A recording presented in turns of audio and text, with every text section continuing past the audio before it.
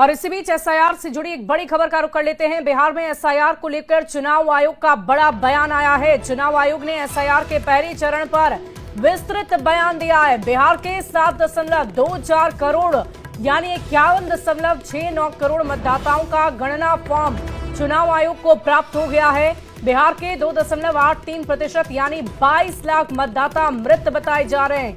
बिहार के 4.59% मतदाताओं यानी 36 लाख अस्थायी तौर पर स्थानांतरित या नहीं मिले। बिहार के 0.89% यानी 7 लाख मतदाता का नाम एक से अधिक जगहों पर दर्ज पाया गया है। इलेक्शन कमीशन के आंकड़ों के अनुसार ड्राफ्ट मतदाता सूची में 65 लाख नाम कटना तय माना जा रहा है। 1 अगस्त को चुनाव आयोग बिहार का ड्राफ्ट जारी करेगा। मतदाता सूची राजनीतिक दलों के 1.60 लाख BLEs एसआईआर के पहले चरण में सक्रिय हिस्सा लिया।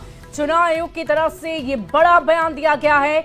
एसआईआर के पहले चरण में BLEs की संख्या 16% बढ़ी। चुनाव आयोग की तरफ से ये बड़ा बयान, बड़ी खबर एसआईआर से जुड़ी हुई बता रहे हैं आपको। वोटिंग पुनरीक्षण का काम, वोटर्स पुनरीक्षण का काम लगातार बिहार में चल रहा था, जिसको लेकर विपक्ष की तरफ से भी सवाल खड़े किए गए थे। और इसी बीच जो रिपोर्ट सामने आ रही है वो बेहद चौंका देने वाली है। आप समझ सकते हैं, 22 लाख से ज्यादा मतदाता जिनके नाम रजिस्टर्ड थे वो मृत पाए गए हैं, वो हैं ही नहीं। और इसके अलावा कुछ ऐसे भी मतदाता हैं, बिहार के 4.59% मतदाता यानी 36 लाख अस्थायी तौर पर स्थानांतरित या नहीं मिले, या तो वो कहीं चले गए हैं, बिहार में है नहीं। और इसकी पूरी जानकारी सामने आ रही है। एसआईआर की तरफ से ये दी गई है जानकारी। और इस पूरी खबर के अधिक जानकारी के साथ न्यूज 18 संवाददाता दिल्ली से हमारे साथ नीरज फोन लाइन पर जुड़े हुए हैं। नीरज, क्या जानकारी है इलेक्शन कमीशन का ये बहुत बड़ा बयान एसआईआर के रिपोर्ट को लेकर? देखिए, एसआईआर का पहला चरण पूरा हो गया है और पहले चरण में चुनाव आयोग को जो इन्यूमरेशन फॉर्म, गणना फॉर्म जो इकट्ठा करना था, उसको लेकर चुनाव आयोग की तरफ से आंकड़े जारी कर दिए गए। मैं कुछ महत्वपूर्ण आंकड़े आपको बताना चाहता हूँ।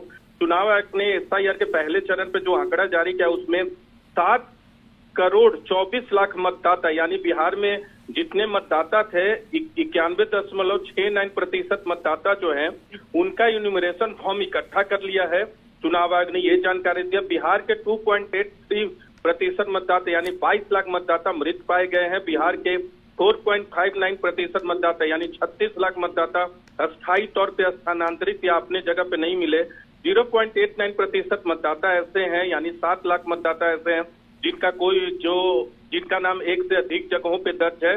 इसी के आंकड़ों को ले अगर तो ड्राफ्ट मतदाता सूची जो कि 1 अगस्त को पब्लिश होगा, प्रकाशित होगा, उसमें 65 लाख लोगों का नाम कटना तय है। लेकिन जिनका नाम कटा है वो भी नहीं घबराएं या परेशान हो, क्योंकि अगर किसी को लगता है कि गलत तरीके से कटा है तो 1 अगस्त से लेकर 1 सितंबर तक सबके पास मौका होगा कि वो अपना दावा और आपत्ति दर्ज करे। राजनीतिक दलों को ये कॉपी दी जाएगी 1 अगस्त को।